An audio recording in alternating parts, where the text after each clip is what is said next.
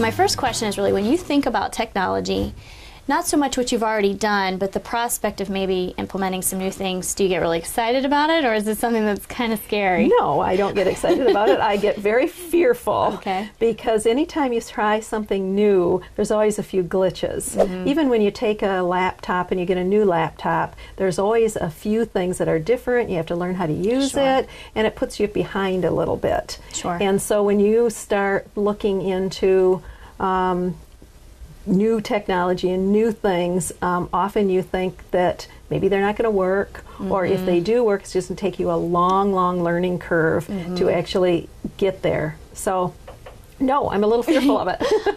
Is there anything that you wish you could be doing now that you're not doing in terms of that personal client interaction, you know, either via email or, you know, using your cell phone? Yeah, I think a couple things, and there's some products out there that I haven't tried, but I've seen.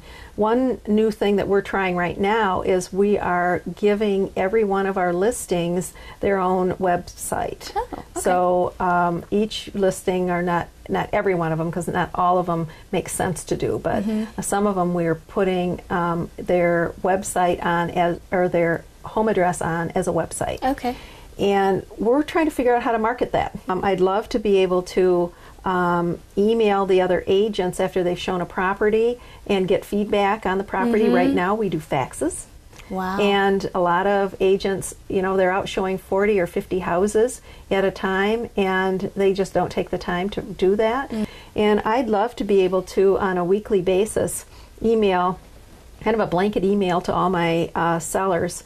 Here's what's going on in the marketplace, just to assure them, first of all, that I'm working, and secondly, that there might be hope that their house might sell, and just kind of giving them an update. Right now, what I do is I send everyone a monthly report. Okay. And I do pull up the numbers of hits from Realtor.com that on their house, and I have virtual tours, so I pull up those numbers, but it's all in print. I need to really expand my website. I want it to be more personal. I want it to be more focused on Grand Rapids and information that people in Grand Rapids can get, because most people would be moving here. Sometimes the sellers are looking to find an agent, and then also having the ability to refer them on out to other people. But I think that my website's really lacking. Okay. Are there things related to the web that you'd like to do in your business? Yes, I see these new ideas coming up, and there's a lot of things that I would just love to try. Blogging looks like a great means of staying in touch, but the fear I have in a blog is, how much time is that going to take me away from the business that I need to do? So it's kind of a never-ending circle or cycle about, is it going to be too much time, or is it time well spent, and can I reap some benefits from it? The videos of my homes, and this whole MySpace idea, and a lot of these virtual tours of the homes. And what I'd really like to do is do some videoing of my not only the houses that I list, but the owners, and have the owners say, hey, this is why I love this house so much. Got a great story behind it. And it has a story behind it, and it makes it personal. So there's so much I can see I could do, but I don't know how to do it. I'd love somebody to just come in and say, okay, here's how you do business. These are the smart things to buy, and that's worthless. Don't bother with it. But you know what? It's trial and error.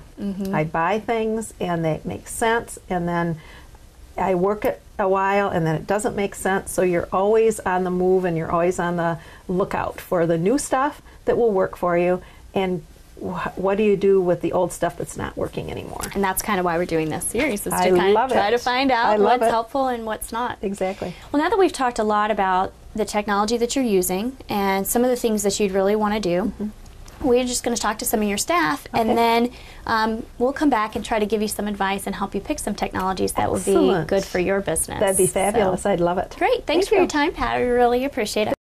Well, we have an office that really tries to take advantage of technology. Obviously, there are some people that are more tech savvy than others. We are open to trying different things. We have a lot of people that enjoy technology here. So they're always on to new and better things, and whether it's the latest in a Palm or a Trio or a BlackBerry, we always have somebody that's trying those things out. You learn by hands-on. There are some certain places where you may need a little bit of direction on some of the real technical stuff, but the only way you're going to learn it is doing it yourself. I mean, you have to be hands-on. You got to play with it. I'm one where I still take all my own pictures. I don't trust anybody else to take the pictures that I like. And it is funny, you're carrying a phone and you're carrying a digital camera. Yeah, a digital camera, and then you got to have your laptop, and then you're adapting to the laptop, and you're going back and forth. And it would be really nice on a listing appointment the other night, and to be able to make a brochure the next morning by just snapping a couple of quick pictures that are good quality pictures that then you can, I mean, you still download them onto here because we use, I use a whole Photoshop software system to adjust the photos and all that kind of stuff.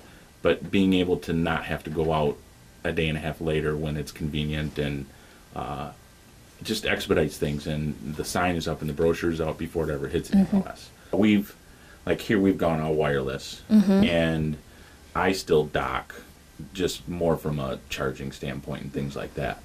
But it's kind of funny, they laugh at me because I'll pull into the parking lot and I'm between appointments, and instead of coming in here and logging all You'll just sit I in sit your in the car and I'm reading email and sending stuff. Well, your back and office is forth. about the size of your car, probably, so I think you might have a little more space out there. Exactly. And it's, Do you find that your clients are now demanding more in terms of, you know, technology and faster communication? There's quite a variety. And I think it depends on the age of the clients. The younger they are, the more in tune with all of the latest technology than perhaps the more mature or older clients. Do you think you'll ever give up paper completely? They ever what? Give up paper completely? Can you imagine a time where there's no paper? That's a great question. No, I really don't know. You know, it all depends on what happens next. Things are moving along at a fast pace, and so it's very difficult to say. I enjoy paper. What do you think is the biggest challenge when it comes to kind of either picking the technology, implementing it, maintaining it? What do you see as the toughest parts? I don't think it's learning the actual software. I think a lot of it is picking out what is the right thing for our business. For your business. Okay. Sometimes we look at something and think that's a great thing, but then it really goes nowhere. So now that we've opened our Realtor Confidential file on Pat Combs, we have some work to do to figure out how Pat might be able to improve her business in the months and years ahead. Stay tuned to our next episode, where we're going to travel further across the country to San Jose and see what another realtor is doing to implement technology in his business. Hopefully we'll get some good ideas on what to explore and how we can help Pat when we return here to Grand Rapids. Until then, keep it confidential.